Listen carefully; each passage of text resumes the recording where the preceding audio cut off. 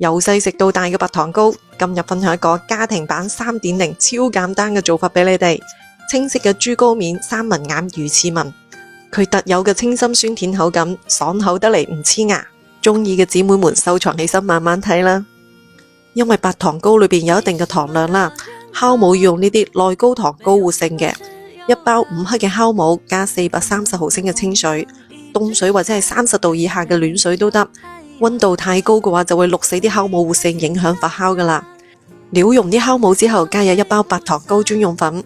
做過嘅姊妹都知啦，以前整白糖糕要自己調粘米粉同揼麵嘅比例，仲要溝3熟漿。加下呢包粉超級方便，粉裏邊已經配好咗白糖，連酵母都配埋俾你，自己淨係需要加水就得噶啦。如果你屋企冇稱嘅話，我專登用呢個袋量咗一下，430毫升嘅水呢，啱好到呢個帆船嘅頂部。總共就3樣材料，1包粉，1包佢配好嘅酵母，加430毫升嘅清水，將佢哋全部料勻勻到無乾粉粒嘅狀態，冚蓋室溫發酵佢2個鐘。發酵好之後攪拌排氣，料勻勻到發酵之前嘅高度就得噶啦。係咪完全冇難度？真係淨係需要筷子撩一撩就得噶啦。蒸盤嘅底部同埋四周搽一層油，防止黐底。